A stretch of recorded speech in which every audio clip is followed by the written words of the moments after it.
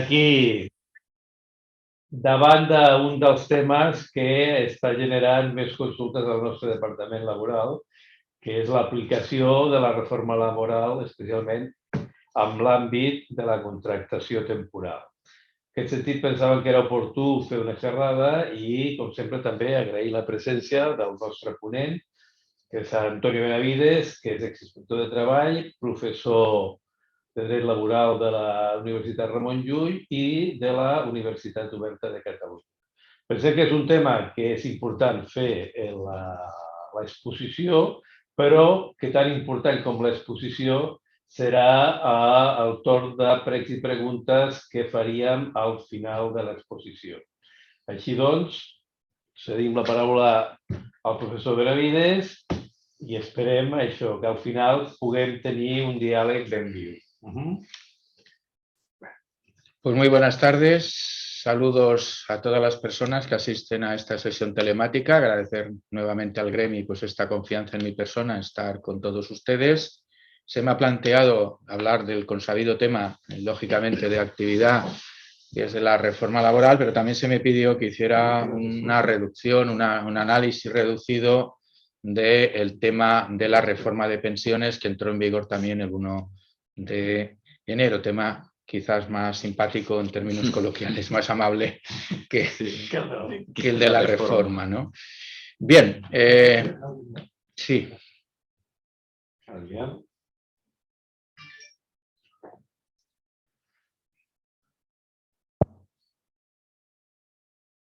Ara? Sent?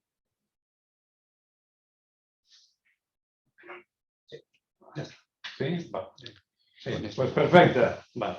Ara s'escucha. Vale, pues...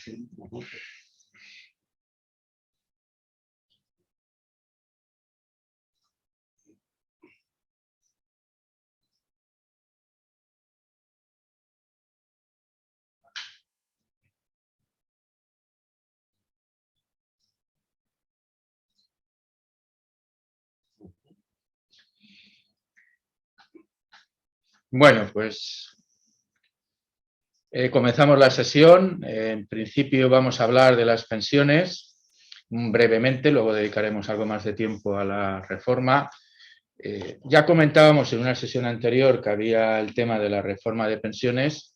La reforma de pensiones al final entró en vigor el 1 de enero, como estaba previsto, y la reforma afecta básicamente a las jubilaciones anticipadas. Esas jubilaciones anticipadas que hay dos modalidades. La modalidad de jubilación involuntaria, que únicamente es aplicable a los trabajadores asalariados, y la jubilación voluntaria, que es aplicable a todo el mundo, por tanto también a los trabajadores y trabajadoras autónomas. ¿Qué es lo que hace la norma? La norma hace más factible, más posible la involuntaria para los trabajadores asalariados, porque el listado de causas que permitía acceder a la involuntaria, junto con las exigencias de haber cotizado 33 años, exigía con carácter concreto que se hubiera cesado en la empresa por unas causas tasadas en la norma. Estas causas, que son las que ahora se amplían, determinan que junto con las causas anteriores el ámbito para poder aplicar la jubilación involuntaria es mejor, es más amplio para las trabajadoras y trabajadores. Se incluye cualquier tipo de despido objetivo, antes únicamente era el despido objetivo por causa económica, se incluyen las modificaciones sustanciales, se incluye el traslado y se incluye cuando pues, hay un incumplimiento y el trabajador reclama por la vía del artículo 50. Por tanto, esto determina una mejor aplicación de esa norma y más son las personas que van a poder acceder ahora a esa modalidad de jubilación involuntaria. La edad sigue siendo la misma, 4 años antes de la edad legal ordinaria, por tanto, a partir de los 61 años. La norma sigue exigiendo que para poderse jubilar por esta vía, no solo hay que justificar que se ha cesado en la empresa por las causas que enumera el texto legal, sino hay que justificar que la empresa ha pagado la indemnización. Establece un mecanismo de filtro para que no con una mera carta de despido la persona se pueda jubilar involuntariamente. Por tanto, hay que justificar el despido pero también que se ha pagado la indemnización que corresponda en función del tipo de despido o del tipo de extinción que se trate. Por tanto, eso se mantiene y, por tanto, pues como hay nuevas causas que se incluyen, pues también en una modificación habrá que acreditar que se ha pagado los 20 días por año con un máximo de 9 mensualidades y en los otros supuestos exactamente lo mismo. Por tanto, cuando se solicita la pensión hay que justificar la carta de despido, la causa legal de extinción, pero también el pago de la indemnización. El otro cambio que se produce es en relación a al cálculo de la pensión. Hasta el 31 de diciembre la pensión se calculaba de forma anticipada penalizando por trimestres y cada trimestre tenía un coeficiente fijo de penalización. Ahora la norma a partir del 1 de enero no penaliza por trimestre sino por meses, lo que permite adaptar mejor el cómputo y por tanto perder menos importe de pensión que antes. Si nos fijamos en no sé si se verá muy bien, pero en el número rojo es lo que había antes, el número negro es lo que se aplicaría ahora. Si nosotros vemos esa comparación, en los supuestos de máxima anticipación, que son 4 años, la pérdida es la misma. Yo el año pasado perdía un 30% sobre el importe de la pensión y a partir del 1 de enero sigo perdiendo un 30%. Sin embargo, si yo adelanto menos la jubilación, hay una mayor ventaja. Y lo tenemos también en la pantalla. Si yo antes adelantaba 7 trimestres, es decir, 21 meses, ahora yo con anterioridad perdía un 13,12 de la pensión y ahora pierdo algo menos, pierdo un 12,57. Y si yo adelanto un año, antes perdía un 8%, perdía un 7,5% y ahora perderé un 5,50. Por tanto, esto nos está mandando un mensaje subliminal. El legislador nos está mandando un mensaje. Mire, si usted se quiere jubilar anticipadamente, pues anticípese, pero yo ya le digo que si usted anticipa lo máximo, que son 4 años, le voy a pegar un recorte de la pensión no baladí del 30%. Ahora, si usted se jubila con menos tiempo, ya no es porcentual como antes, que era un coeficiente fijo por el número de trimestres. Vemos que en un año es un 5,50, mientras que en 4 es un 30, por tanto no es 4 veces el importe de 5,50. No es una cuantificación matemática estática. Por ello, pues a partir del 1 de enero, en la jubilación involuntaria no hay ningún no hay ninguna minoración de derechos que la persona tenga cuando se jubile. No, pero si quieres. Sí, mejor.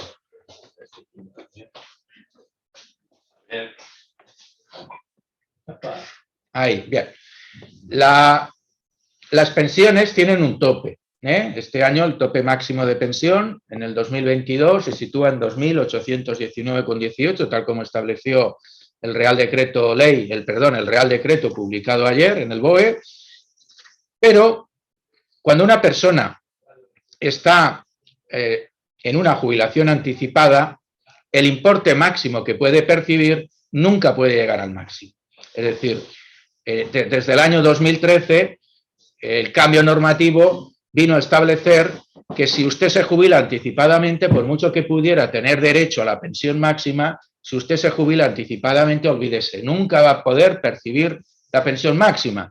Y el tope, que en su caso se puede aplicar cuando la persona haya podido estar cotizando por bases altas y su importe fuera topado, es que si se jubila anticipadamente, en el caso de la involuntaria, pierde medio punto por trimestre de anticipación sobre el importe máximo de 2.819. Eso quiere decir que si yo adelantara 4 años la jubilación y por el cálculo, porque he cotizado mucho, me saliera a percibir 2.819, que es el máximo, pues me dirían que nanay de la China. Me reconocerían 2.819 menos medio punto por cada año, como medio punto en 4 años es medio punto al año son un 2%, por 4 años es un 8%. Pues me quitarían el 8% de 2.819.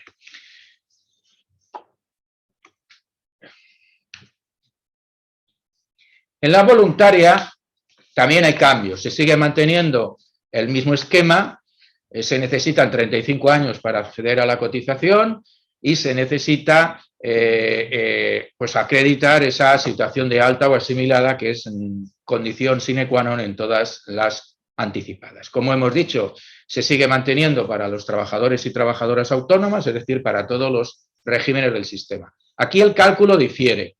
Se hace, aquí sí que hay un antes y un después al 1 de enero. Hay que tener en cuenta que, como en el caso de las involuntarias, el mensaje es el mismo. Si usted se jubila el máximo posible, que son 2 años antes, usted va a tener una penalización del 21%. Antes, hasta final de año, lo tenía el 16%. Por tanto, se pierden 5 puntos porcentuales más sobre la cuantía anterior. Pero si vamos bajando la tabla y usted anticipa un año, antes era un 8, ahora es un 5,50. Por tanto, ¿qué quiere decir? El mismo mensaje subliminal.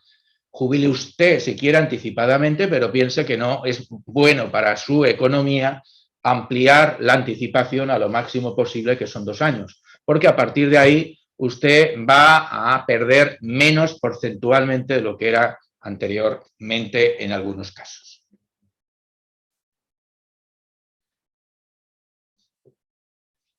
Hay que tener en cuenta que para los trabajadores asalariados se les establece una mejora de que si cuando acceden a la jubilación están percibiendo el subsidio por desempleo asistencial, se le aplica el cálculo de la tabla de la involuntaria y no de la voluntaria, por tanto, para cuenta ajena, no para cuenta propia. Los cuenta propia siguen estando marginados. Se podía haber regulado que también a los cuenta propia, cuando estuvieran en cese de actividad, pues que también pudieran tener este beneficio, pero una vez más el legislador pone el punto y en la mejora en cuenta ajena y no lo pone también en cuenta propia. Pero el verdadero cambio en la jubilación anticipada voluntaria es que, transcurrido un periodo transitorio, la penalización no se hará como hasta ahora sobre la base reguladora, sino sobre el tope de pensión. Para que ustedes entiendan lo que yo les estoy diciendo, cómo se calcula ahora la pensión. Imaginemos que una persona que en los últimos 25 años, que es el periodo ahora de cálculo, hubiera estado en base máxima. Da igual que sea en el RETA que en el régimen general, es lo mismo. Si nosotros hacemos los cálculos, nos sale una base reguladora de 3.200 y algo euros. Claro, no es lo mismo aplicar un 21% sobre 3.200 euros que aplicar un 21% sobre 2.819, que es el tope máximo de pensión. Las matemáticas es la única ciencia exacta y, por tanto, es a donde va la norma. A partir del 2033, con un periodo transitorio que se inicia en el 2024, la penalización no se aplicará sobre la base reguladora, sino sobre el importe de la pensión ya topada y, por tanto, pues con menor importe previsible en el futuro. Puedes pasar. ¿Cuál es la penalización transitoria? Pues es esa tabla que tenemos en la pantalla. A partir del 2024, por tanto, este año y el que viene, no se aplicaría lo que estoy comentando, se seguiría aplicando el medio punto porcentual por trimestre. Una persona que el año pasado o este año se jubilara con una pensión que diera lugar al tope máximo, si mantenemos la regulación actual y se jubilara 2 años antes, de 2.819, que es el máximo, se le quitaría un 4%. Bueno, pues a partir del 2024 será un 5,70, a partir del 2025 un 7,40 y cuando lleguemos al final del periodo transitorio no se aplicará ya el 21 sobre la base reguladora, sino sobre el tope de pensión. Es decir que, lógicamente, el impacto será superior cara al futuro en estas jubilaciones anticipadas.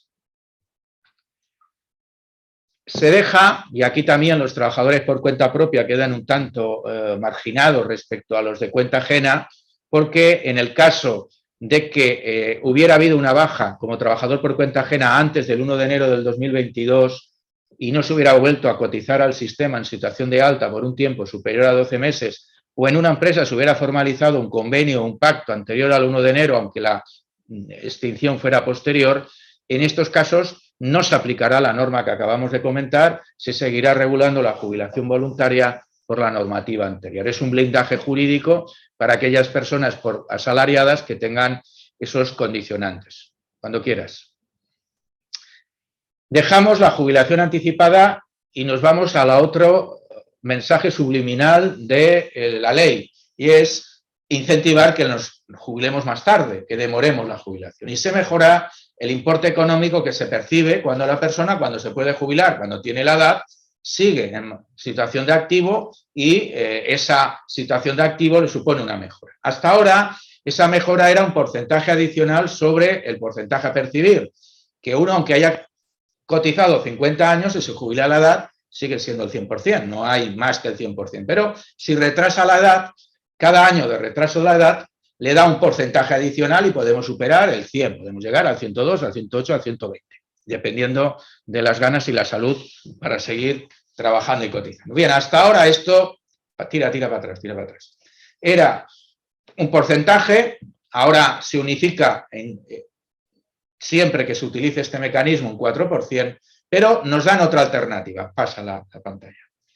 Y es que en lugar de percibir un 4% mensual de mejora del importe de la pensión por cada año de retraso, me dan una cantidad a tanto alzada, un pago único por cada año. Los cálculos están hechos con las pensiones anteriores del 2021 y no con las del 2022 porque no me ha dado tiempo de ajustar. ¿Esto qué implicaría? Que en las pensiones bajas por cada año me darían 5.000 euros y por las pensiones altas con buena carrera de cotización me darían más de 12.000 euros por cada año que retrase la jubilación. He retrasado 3 años, pues me darían 36.000 euros en pago único y percibiría el importe de pensión ordinaria. El cambio en la reforma afecta también a las personas que quieren hacer la jubilación activa, esa modalidad de compatibilidad trabajo-pensión que permite jubilarse, acceder a jubilación activa y percibir el 50% o el 100% en el caso de trabajadores por cuenta propia con un trabajador asalariado a su servicio. Aquí se penaliza porque a partir de la reforma es necesario el jubilarse un año como mínimo más tarde para poder luego ser jubilado activo. Si la persona este año se puede jubilar a los 65 y a continuación quiere ser jubilado activo, pues no lo podrá ser, porque la jubilación inicial no se ha retrasado un año. Por tanto, desincentiva la utilización de esta medida en los términos que estamos comentando. Pasa.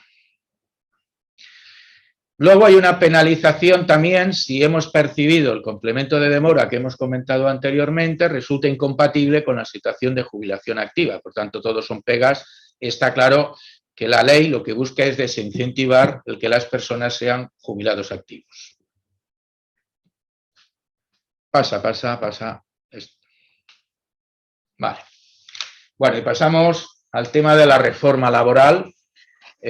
La otra norma, antes de pasar a la reforma, tiene otro apartado significativo, por si es el caso de alguno de los presentes, y es la mejora de la pensión de viudedad en pareja de hecho. La pensión de viudedad, cuando no había vínculo matrimonial, sino pareja de hecho, circunstancia evidentemente de rabiosa actualidad en todos los aspectos, implica que hasta ahora, cuando fallecía uno de los miembros de la pareja de hecho, si se cumplían los dos condicionantes de convivencia notoria y historia durante 5 años y inscripción del registro o documento público de constitución de pareja de al menos 2 años, se generaba la pensión de viudedad para el miembro de la pareja sobreviviente siempre que tuviera una dependencia económica del 50% si había hijos o del 75% si la pareja no tenía hijos. Eso desaparece, por tanto, la dependencia económica de la persona sobreviviente respecto a la fallecida desaparece y la pareja de hecho va a tener el mismo derecho siempre que conste esa constitución como si hubiera vínculo matrimonial y por tanto, bueno, pues se amplía la esfera de esa pensión de viudedad. Pasamos a la reforma laboral. Bien, la reforma laboral, evidentemente la brújula, la piedra angular de la reforma es establecer una reducción de la temporalidad de la contratación laboral y a eso establece medidas directas y medidas indirectas. Hay que señalar que desde el año 84 teníamos en nuestro ordenamiento laboral el contrato eventual, el de obra y el de interinidad. En 1994, ha llovido ya bastante de entonces, se eliminaron los contratos temporales estructurales. Los más veteranos, recordemos que con la mera demanda de empleo se podía tener a la persona hasta 3 años y medio sin que la empresa tuviera que justificar nada más que la persona era demandante de empleo. Eso desaparece en el año 94 y se queda hasta ahora esos 3 contratos de duración determinada, el eventual, el de obra y el de interinidad. Desde 1994 han habido reformas, contrarreformas, reforma de la reforma y modificación de la reforma, pero el esquema no se había tocado. Teníamos durante ese largo periodo de tiempo el eventual, el de obra y el de interinidad. Esto ha motivado, pese a que se estableció en alguna norma una cierta penalización de la contratación temporal con una indemnización a fin contrato de 12 días por año, se estableció una cotización adicional más superior en desempleo de 1,20% de los temporales respecto a los indefinidos y se estableció una norma de reiteración de contratación pudiera determinar la consideración de fijo en lo que se denominó encadenamiento contractual. A pesar de cosas similares y otras parecidas, el esquema siempre ha sido el mismo. Al cabo del año, pues 20 millones o más de contratos de trabajo y de esos 20 millones, 10 millones y medio eventuales, 8 millones y medio de obra, salvo el año del COVID, que por el estado de alarma, pues estas cifras se redujeron notoriamente. Bien, ¿qué es lo que hace la norma? Pues la norma establece claramente un cambio normativo y en materia de contratos, que es, a mi juicio, el aspecto más relevante de la reforma laboral, lógicamente es consciente de que no puede cambiar todo de la noche a la mañana, porque en la materia de gestión de recursos humanos, de personal, el contrato es una pieza elemental, una pieza básica. Otras cosas, la prioridad aplicativa del convenio, todo esto queda muy bien para los grandes juristas, pero a nivel de empresa tiene su importancia en algunos casos, todo tiene importancia, pero posiblemente por la habitualidad la contratación no tiene más. ¿Qué es lo que establece la reforma? Bueno, pues para garantizar ese tránsito establece una barrera temporal. Todos los contratos anteriores al 31 de diciembre, que es cuando entró en vigor la reforma laboral con carácter general, no se ve afectada por la reforma. A efectos coloquiales, es como si en el BOE no se hubiera publicado esta reforma laboral. Por tanto, si yo tenía un contrato eventual, pues puede seguir siendo exactamente igual que si no se hubiera publicado la reforma. Puede tener la duración que antes tenía, lo puedo prorrogar como antes. ¿Que había hecho uno de obra? Pues tampoco se ve afectado, puede llegar a los 3 o 4 años que la normativa anterior establecía. Y se había hecho uno de interinidad, pues exactamente igual. Por tanto, todos los contratos anteriores a esa fecha se siguen rigiendo por la normativa anterior. La reforma no les afecta ni en una coma. No hay nada que les modifique. Por tanto, mantienen su duración, mantienen su coste salarial, mantiene su perspectiva conforme a la normativa anterior.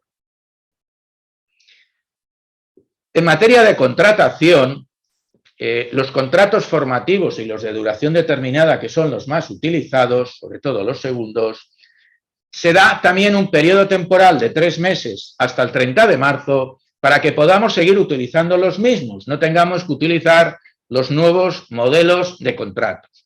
Así, hasta el 30 de marzo, yo puedo hacer un contrato de formación y el aprendizaje que puede tener 3 años de duración y no 2, como establecerá la norma, con el coste salarial que tenía el anterior contrato y no con el que se incrementa ahora, y por tanto es como si a estos efectos, en este aspecto, tampoco hubiera entrado en vigor la reforma.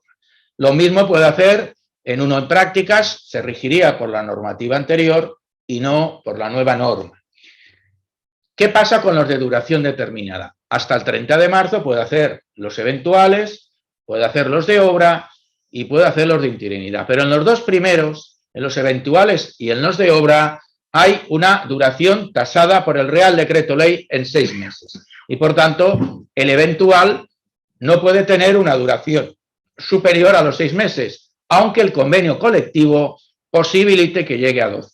La imperatividad de la norma no remite al convenio colectivo, Por tanto, el eventual que yo pueda hacer hasta el 29 de marzo no puede durar más de 6 meses. Y el de obra, que con la normativa anterior podía llegar a los 3 o 4 años, pues no puede durar más de 6 meses. Por tanto, se pueden seguir haciendo, pero con un plazo de duración tasada.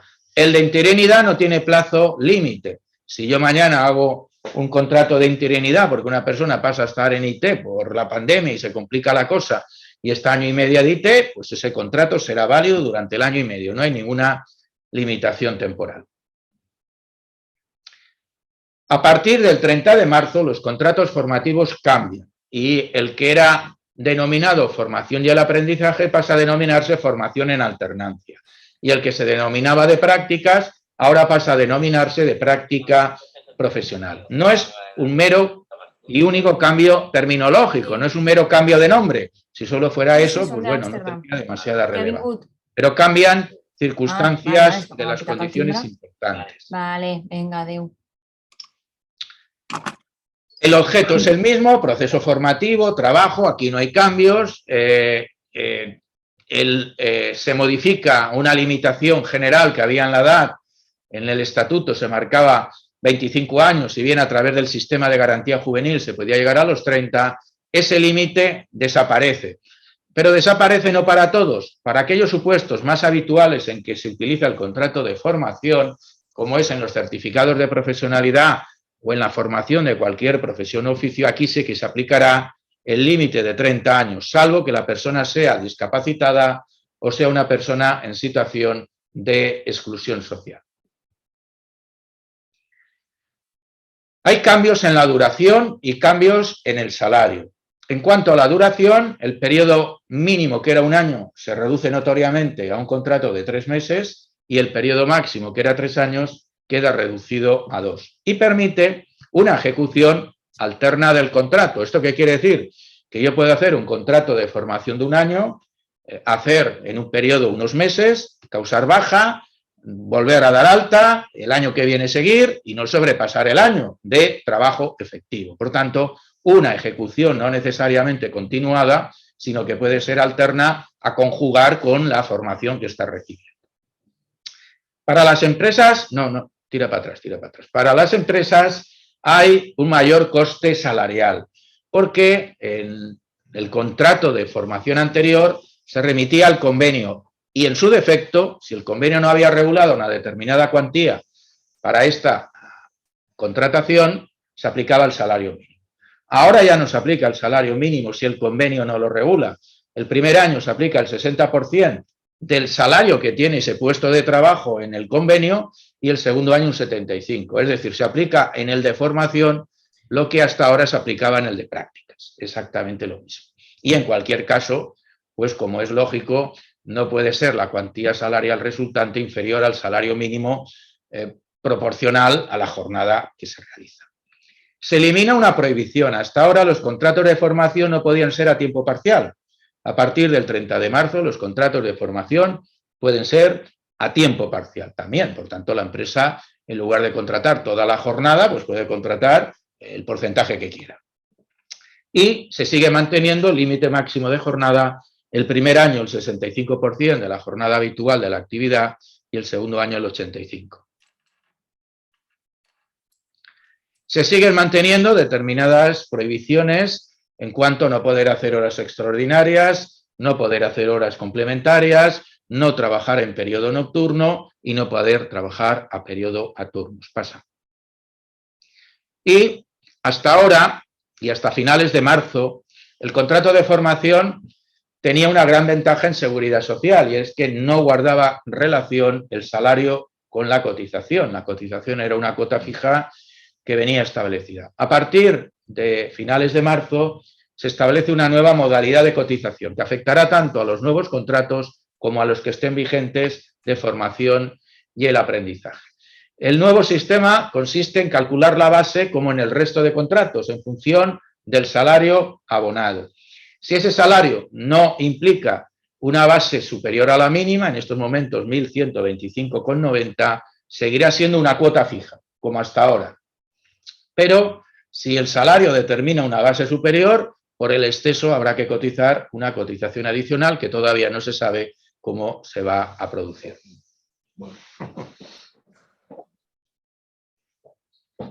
El de prácticas sigue manteniendo la misma habilitación del título para poder formalizar en prácticas. Lo que se reduce es el periodo en el que la empresa puede utilizar el contrato, 3 años frente a los 5 que había antes una vez la persona ya tiene el título, o 5 años si es una persona discapacitada. Dale otro golpecito ahí. La duración del contrato mínima se mantiene en 6 meses y la máxima se reduce de 2 años a 1 año. Por tanto, se reduce el tiempo de permanencia en esta modalidad práctica. Puedes pasar. Se reduce el periodo de prueba en estos contratos de 2 meses que permitía la anterior norma en algunos casos a 1. Se establece la prohibición de horas extraordinarias, pero no se prohíbe la de las horas complementarias. Por tanto, si se ha hecho a tiempo parcial, podría haber horas complementarias.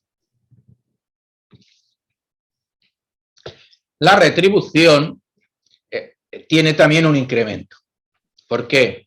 Porque si el convenio no regula expresamente la retribución de las prácticas, del contrato de práctica profesional, antes nos remitía al 60% el primer año y el 75% el segundo año del salario del convenio. Y ahora ya no hay decalaje porcentual, hay que abonar el 100% del salario correspondiente a la categoría en el convenio. Y pasamos a la verdadera dinamita de la reforma laboral. Y es la modificación del artículo 15 del Estatuto, artículo que, como he comentado anteriormente, ha permanecido inalterable prácticamente desde el año 84. Hay que tener en cuenta que teníamos 3 contratos, el eventual, el de obra y el de interinidad. El eventual se transforma en el de circunstancias de la producción con alguna particularidad respecto a la norma anterior. El de interinidad se convierte en sustitución y prácticamente es lo mismo con alguna medida puntual de flexibilidad, pero la verdadera eclosión que produce la reforma es la desaparición del contrato de obra o servicio determinado, que era el verdadero cajón desastre de la contratación laboral, dada la indeterminación de su duración y esa posibilidad de hasta 3, en algunos casos hasta 4 años.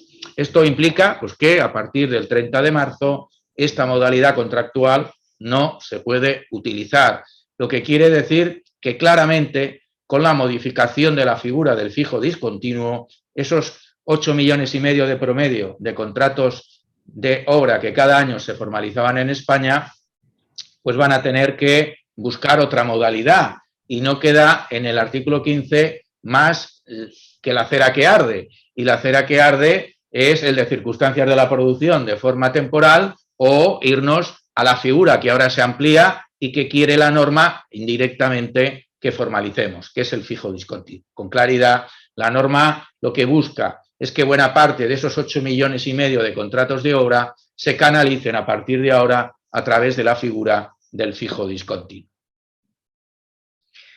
El contrato de circunstancias de la producción recoge algunas de las circunstancias de la anterior normativa del eventual.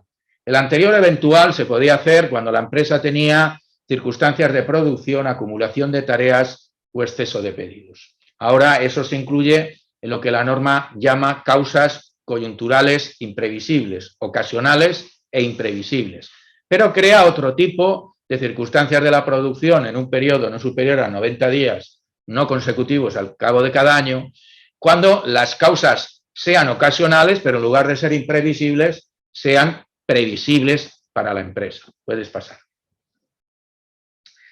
El primer tipo nos recuerda muy mucho al contrato eventual anterior. ¿Qué es lo que justifica su formalización? Pues que la empresa tenga una alteración productiva por cualquier circunstancia ocasional e imprevisible.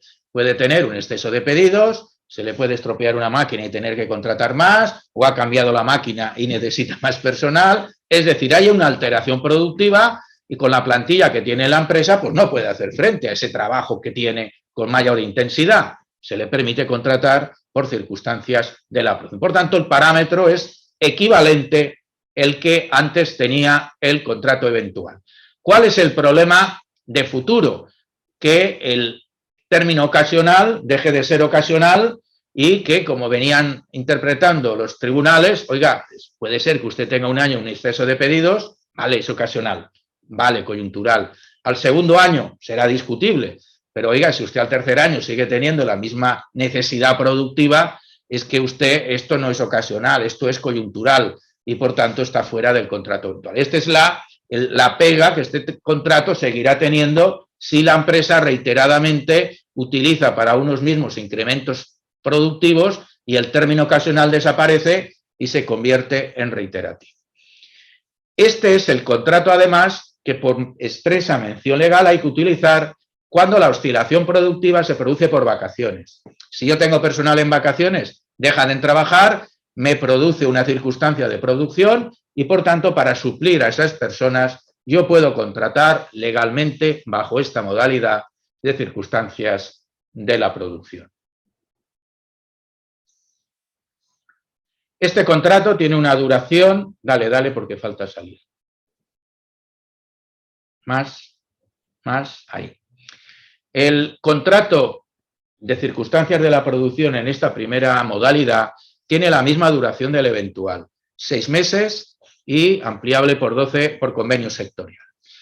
Desaparece el periodo de referencia. El anterior eventual eran 6 meses en un periodo de 12 y 12 en un periodo de 18. Por tanto, en ese aspecto, la norma limita ese plazo de referencia. Una cuestión que ustedes posiblemente se estén preguntando es si el convenio colectivo vigente permite que el eventual pueda llegar a los 12 meses, si el de circunstancias de la producción puede llegar a los 12 meses. Mi opinión personal es que no, entre otras cosas porque el convenio no hablará que el contrato de circunstancias de la producción pueda llegar a los 12, porque no existirán hasta el 30 de marzo. Por tanto, habría que adaptar, cosa que es posible, la negociación colectiva a través de la legitimación de la comisión negociadora y donde decía eventual cambiar por circunstancias de la producción para que lleguemos a estos 12 meses. Si no se han formalizado por el periodo máximo, se pueden prorrogar una única vez a lo largo de su duración. En la otra modalidad de circunstancias de la producción es más problemática tal como se ha redactado. Posiblemente en toda mesa de negociación, para acordar a veces las cosas, se deja abierto para que cada uno interprete lo que le interese. Y esto posiblemente ha podido ocurrir aquí. Que ni contigo ni sin ti mis penas tienen remedio, decía la copla que viene a colación.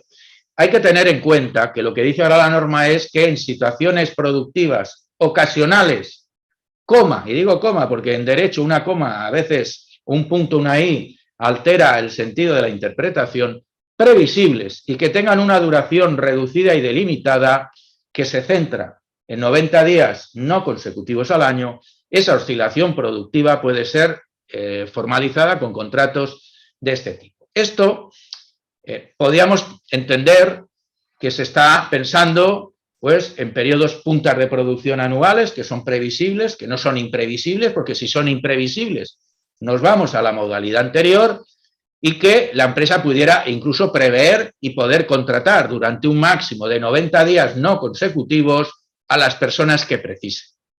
¿Cuál es el problema? El término ocasional. Si la norma dijera situaciones ocasionales en cada año natural, que no lo dice, entonces podríamos entender que si yo tengo incremento productivo en octubre y tengo incremento productivo en marzo, yo pueda contratar temporalmente para esto. Por tanto, este año, pues evidentemente las situaciones ocasionales pueden estar claras, pero ¿qué pasará si el año que viene y el siguiente las situaciones son reiterativas? Pues lo mismo que hemos comentado antes, lo ocasional que se reitera deja de ser ocasional. Por tanto, una nueva fórmula, pero que plantea evidentes dudas jurídicas por tal como se ha redactado, que no se han lucido mucho, la verdad. El contrato de circunstancias de la producción se penaliza cuando la empresa contrate obras o servicios de su actividad habitual y, como veremos, se centra en utilizar el fijo discontinuo. Puedes pasar. Las penalizaciones en la contratación de duración determinada y básicamente en circunstancias de la producción, que es a la que se va a aplicar a partir de marzo, se establece, por un lado, manteniendo la indemnización de los 12 días a final de contrato y, por otro, haciéndole que a la finalización de los contratos que duran menos de 30 días, una cotización adicional que en estos momentos se sitúa en 26,57 euros. Estos 26,57 son totales, no son por número de días, es decir, tiene la misma cotización si el contrato ha durado 8 días que si el contrato ha durado 28, no hay esa multiplicidad.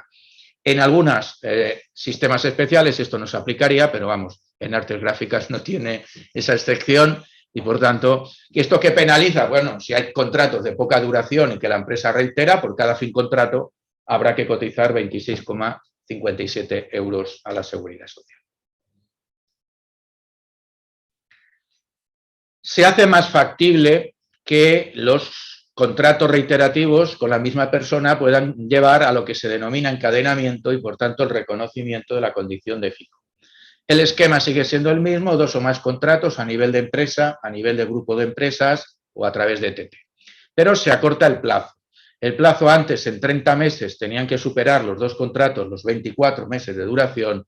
Ahora el plazo se reduce a 2 años y la duración de los contratos a 18 meses. Y cosa añadida, además, es que si hasta ahora este encadenamiento únicamente venía motivado por la reiteración con un mismo trabajador de 2 o más contratos, a partir de ahora también puede venir por los trabajadores que ya ha tenido contratado. De forma que si yo contrato a un nuevo trabajador para un puesto de trabajo y ese puesto de trabajo ya ha estado ocupado por otro trabajador previo que hubiera superado los 2 contratos con más de 18 meses, al segundo día de estar trabajando, el nuevo trabajador me podría pedir la consideración de fijo o indefinido. Por tanto, no solo con la reiteración propia, sino con la reiteración anterior, el encadenamiento se puede materializar. Puedes pasar. Puedes pasar. No, esto no lo pasa. El contrato de sustitución, anteriormente interinidad, mantiene el mismo esquema y lo que hay es una flexibilidad. ¿Por qué? Porque se permite contratar 15 días antes de que el sustituido cese temporalmente en la empresa para posibilitar el conocimiento del puesto, la experiencia, el trasvase de información, etcétera, etcétera, etcétera. Se mantiene, por tanto, que ante cualquier reserva de puesto de trabajo como el de interinidad se puede realizar el de sustitución. También para completar la jornada reducida por causa legal o convencional y también cuando la empresa abre un proceso de selección o de promoción, pero a cambio de la normativa anterior nos exige que ese puesto a cubrir sea con un contrato indefinido. Mientras se cubre y se selecciona, podemos utilizar el de sustitución por un periodo máximo de 3 meses.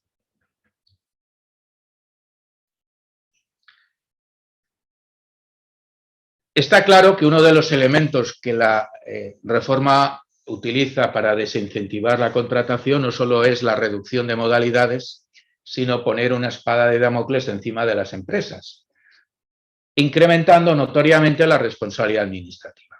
Hasta finales de año, cuando una empresa tenía contratos irregulares, el conjunto de esos contratos era una sanción, era una infracción. A partir del 31 de diciembre, que es cuando entra en vigor esta medida, si la empresa tiene 4 contratos irregulares, son 4 multas, son 4 sanciones. Y si lo anterior no fuera poco, además se incrementan los importes de las sanciones. Por cada persona con contrato irregular, la multa irá de 1.000 a 10.000 euros. Por tanto, pues lógicamente, si estamos en las cuantías altas, supone una importantísima repercusión en el patrimonio empresarial.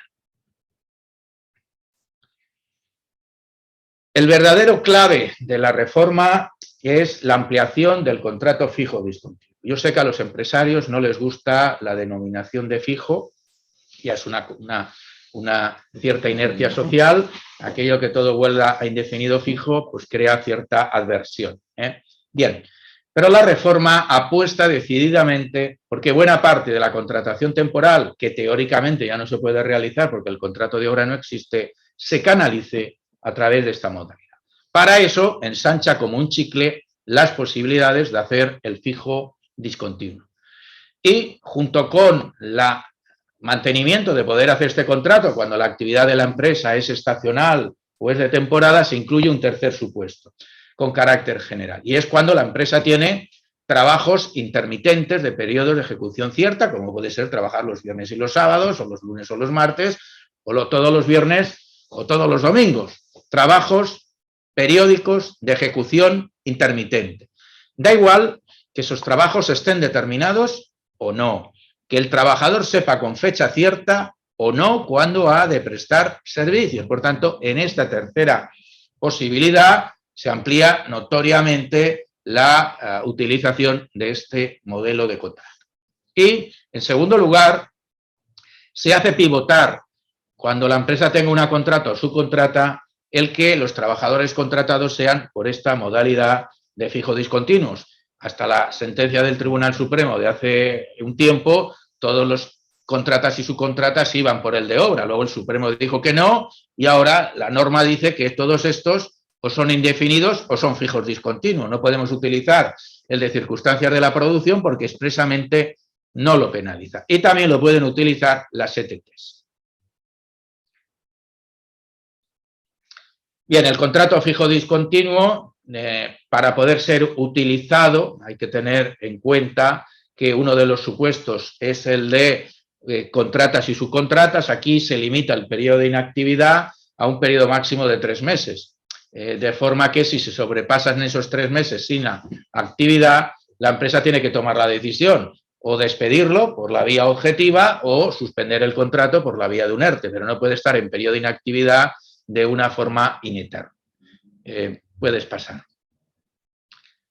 El problema que tiene el fijo discontinuo es que se tiene que formalizar a tiempo completo, salvo que el convenio sectorial lo haya regulado a tiempo parcial.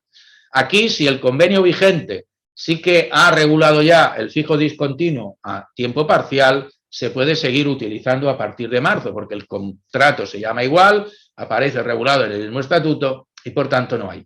Claro, el fijo discontinuo hay que partir de que el supuesto ordinario es que hay un periodo de actividad, se da de baja por periodo de inactividad, nuevo llamamiento periodo de actividad y así sucesivamente.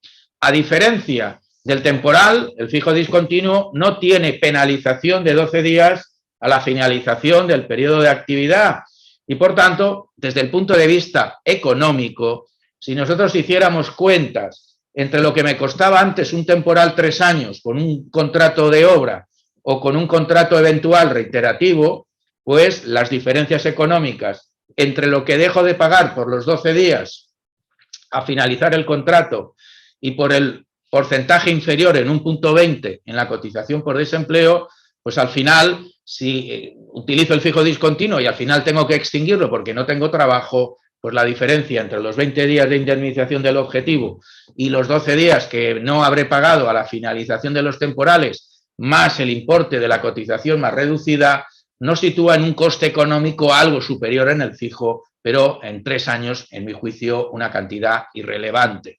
Por tanto, sobre este contrato sí se puede utilizar, va a pivotar. Yo creo que nos tenemos que nos dé menos miedo el concepto fijo, porque en el estatuto queda sota caballo rey. Y luego hay otra cuestión. Antes habían 19 millones de contratos temporales, 10 millones eventuales y más de 8 millones y medio de obra. Esos 8 millones ya no van a poder ser. Y mucho va a ir al fijo discontinuo. ¿Qué quiere decir? Que la inspección va a poder hacer la foto mucho más intensa sobre lo que queda. Y por tanto, si me toca el libro gordo de PTT, pues estos 10.000 euros hasta 10.000 euros, pues puede ser una medida distorsionante, que decirlo aquí en el gremio pues no es políticamente correcto, pero lógicamente yo me limito a transmitirle lo que la norma puede permitir. Un problema en los fijos discontinuos que ha tenido alguna repercusión en los medios es el problema teórico de la antigüedad, porque la norma establece que a efectos de la antigüedad computa todo el tiempo de contrato y no únicamente el tiempo en el que está trabajando. Una persona puede estar 5 años con un contrato fijo discontinuo, pero trabajar solo en esos 5 años 2 años, porque el otro ha sido periodo de inactividad. Sin embargo, para la antigüedad hay que computar los 5 años. Pero la propia norma nos permite que en otras condiciones laborales se pueda aplicar, en función de su naturaleza, otra regulación. Puedes pasar. En este sentido, yo creo que la redacción actual mantiene la misma doctrina del Tribunal Supremo. ¿Qué distinguió? La antigüedad en los fijos discontinuos a efectos del complemento salarial de antigüedad, bienios, quinquenios, trienios, quinquenios, y de los derechos de promoción y ascenso en la categoría del concepto antigüedad cara a la indemnización por despido.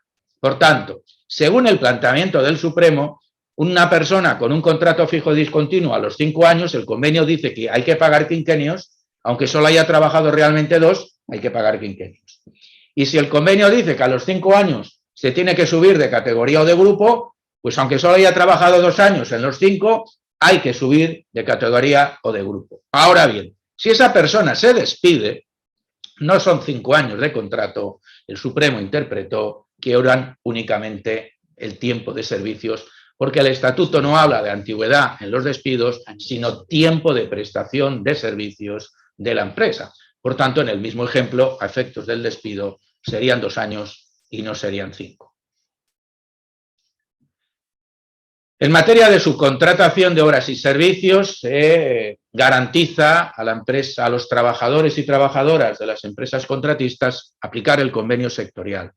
Lo que se intenta evitar es el negocio jurídico de las empresas multiservicios, donde a lo mejor el objeto social mayoritario era el convenio de oficinas y despachos y luego había una contrata o subcontrata de mantenimiento eléctrico y en lugar de aplicar el convenio sidero-metalúrgico aplicaba el de oficinas y despachos. Por tanto, en ese sentido es lo que la norma incide en esa situación.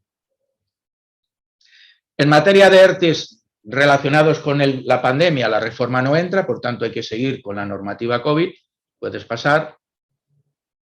Y en los expedientes, dale porque falta salir figuras. Más, ahí. Bien, la materia de TOPS, esta norma ya está en vigor también desde el 31 de diciembre, permite mantener que la empresa en situaciones económicas, técnicas, organizativas o productivas siga planteando la posibilidad de hacer un ERTE. Las causas siguen siendo las mismas que la reforma del 2012, no hay ninguna penalización de mayor rigurosidad en las causas. Se reduce el procedimiento porque en empresas de hasta 50 trabajadores el proceso de consulta se reduce a 7 días y cabe solicitar una prórroga. Puedes pasar.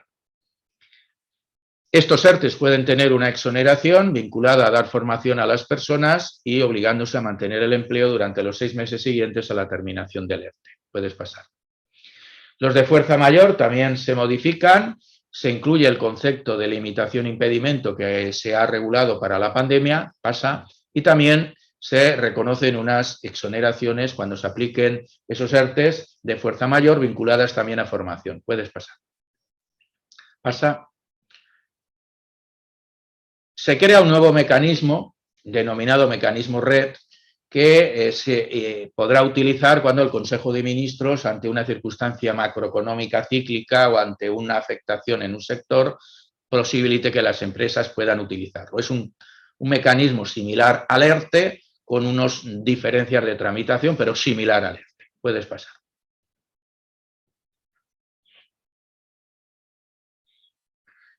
Y para acabar, 2 medidas de negociación colectiva.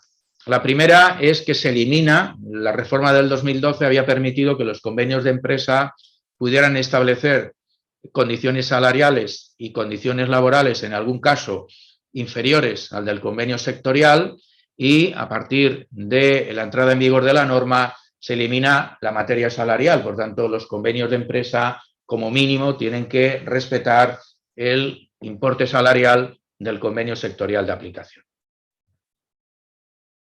Para aquellas empresas que pudieran tener convenios propios con salarios inferiores al sectorial, mientras dure el convenio de empresa y como máximo 1 año, pueden mantener el salario inferior. A partir de ese vencimiento, pues ya tendrían que adaptar el salario de empresa al salario sectorial. Y por último, se modifica el denominado régimen de ultraactividad. Cuando un convenio se denuncia, lo que pasa a partir de ese momento tiene que regularlo el propio convenio. Si el convenio no lo regula, como sucede en muchas ocasiones, el estatuto establece una regulación supletoria.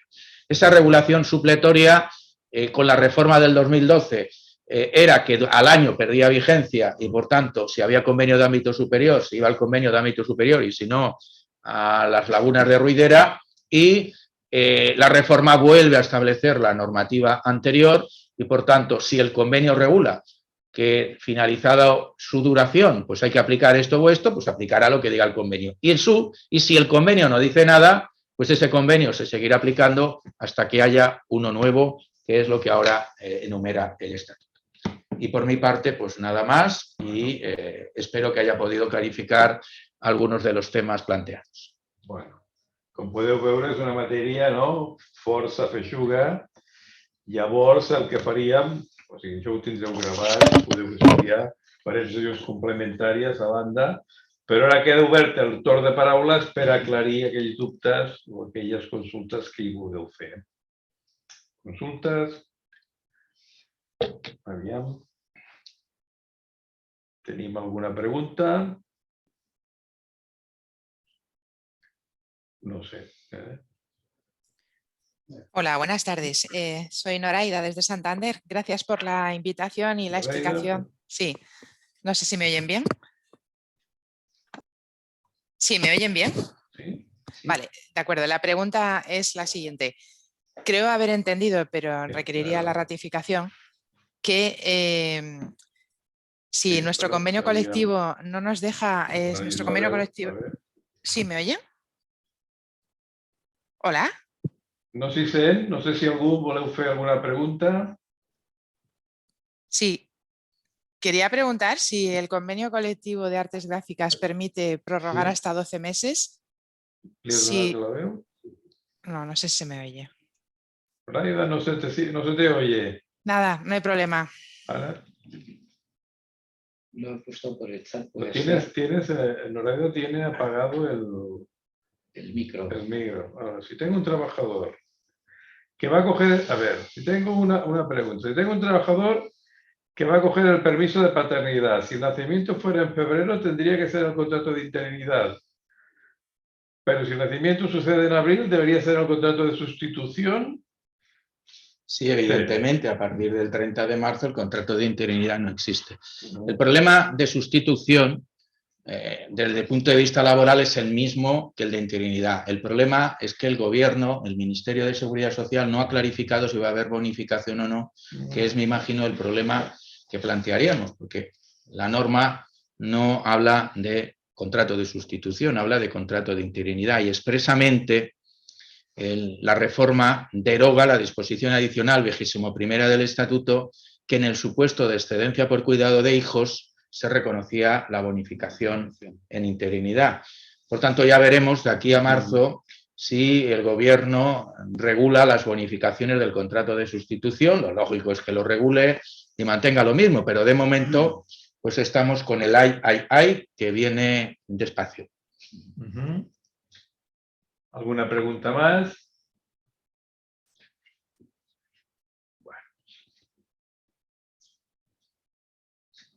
Es ratificarse con la nueva reforma laboral de nuestro convenio sectorial ya no podemos prorrogar contratos eventuales por otros 6 meses en un periodo de 12. La respuesta es que si el contrato es anterior a 31 de diciembre, sí. Si el contrato es posterior a 31 de diciembre, no. Y esto va a ser materia de negociación para el próximo convenio. Es decir, que por las primeras contactos que hemos tenido con los sindicatos, esto no se va a resolver este año. Ahora entendemos que como formará parte de la negociación del próximo, ahí sí que entrará y veremos un poco cómo funciona. Aquí tenemos otra. Había otra que es la política de la empresa es contratar al personal primero por ETT unos 3 meses, luego 6 meses temporal, más 6 meses temporal y luego indefinido. ¿Esto sería posible? Después? No, el esquema sería los 3 meses por la ETT, 6 meses y luego ya indefinido. No podría, sí, mientras el convenio no se amplía a 12, pues no será posible. Tendrían que hacer los 3 meses, luego los 6 y luego ya indefinido o lo que corresponda. ¿Sabemos si ETT, es decir, máximo también 6 meses para ETTs? ¿Cómo? ¿Es aplicable a contratos por ETT? Primero la de arriba. ¿Sabemos si se van a renovar los ERTEs fuerza mayor pasado el 28 de febrero? Pues no hay Todavía noticias. queda un mes. Todavía de no. momento no se sabe. Difícil, ¿eh? ¿Es aplicable a contratos por ETT? Es decir, si una ETT puede estar más de 6 meses. Vamos a ver, los contratos de las ETT son los contratos de la ETT. La empresa aquí no entra, pero en principio la misma normativa que resulta aplicable a la empresa le resulta aplicable a la ETT. Por tanto, en ETT tampoco podrá superar los 6 meses. Lo que las empresas de ETT van a hacer es hacer los fijos discontinuos, porque antes no podían y ahora los harán. De forma como es fijo discontinuo, sí que podrá ser superior a 6 meses por el mecanismo de fijo discontinuo. Así se evitará tener que cambiar el contrato cada vez que cambia la empresa que utiliza los servicios de la ETT. O sea, ¿es posible en una empresa tener a alguien 9 meses por ETT? Vamos a ver, como posible sí.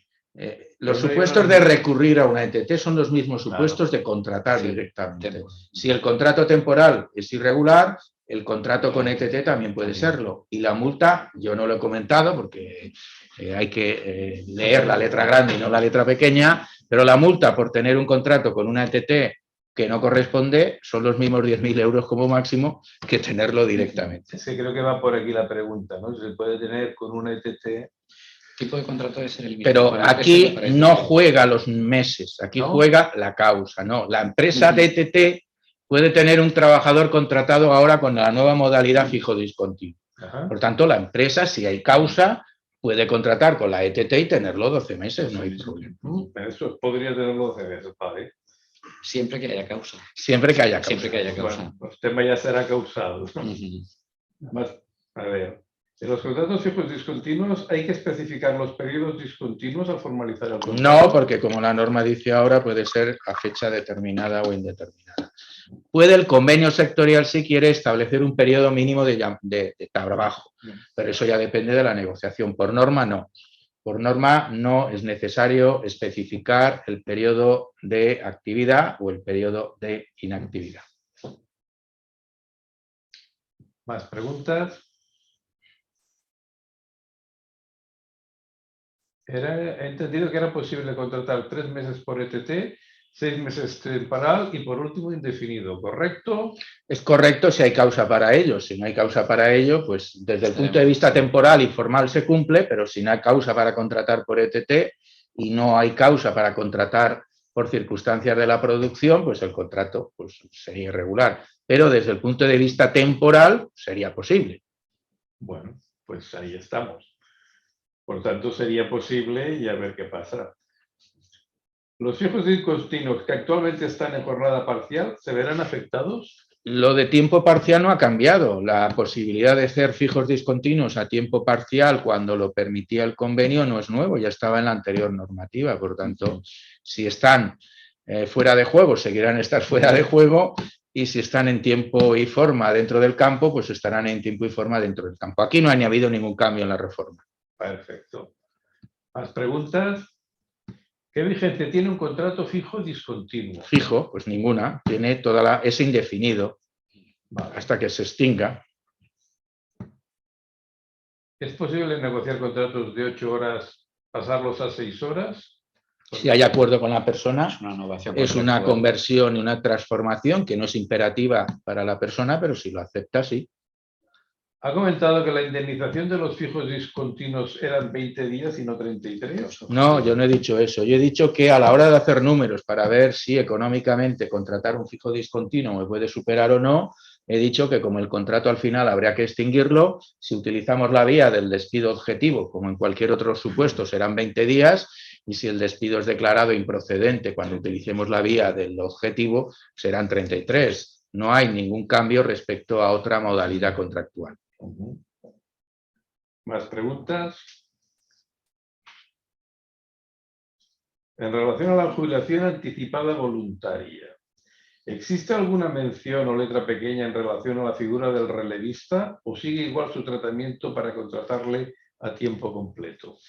Bueno, el relevista va en función de la jubilación parcial, no en función de la jubilación anticipada voluntaria. Si se hace una jubilación parcial, la reforma no ha afectado para nada. la persona se jubila parcialmente, cuenta ajena, en cuenta propia no hay jubilación parcial y se contrata a un relevista que como mínimo tiene que cubrir la jornada dejada vacante. Si queremos mejorar el porcentaje de reducción de jornada del jubilado parcial, entonces hay que contratar al relevista a tiempo completo y de duración indefinida. Esta que no hace mención a la reforma, sino un concepto más global. ¿Se pueden modificar los conceptos de las nóminas de los trabajadores de una empresa porque la empresa decide agrupar conceptos, respetando los conceptos que sean o no absorbibles? En mi opinión no es recomendable porque puede haber una diferencia interpretativa luego en relación al convenio. Por tanto, si el convenio marca plus convenio, pues sería plus convenio. Otra cosa sería los complementos que estuvieran fuera de convenio. Si están fuera de convenio sí que se podrían unificar con la regulación de compensación y absorción. Vale, gracias. ¿Existe alguna bonificación a la seguridad social al hacer contratos fijos discontinuos? Con carácter general no, en algunas actividades estacionales, cuando se amplía el periodo de duración de la campaña sí, pero con carácter general, de momento, no. Y no creo que se le espere. ¿Más preguntas? Hola, ¿se me oye? Joaquín. Hola, ¿se me oye? Joaquín, no se oye, no sé, debemos tener un problema con el sonido, si lo puedes escribir. No li tens tapat el micròfon?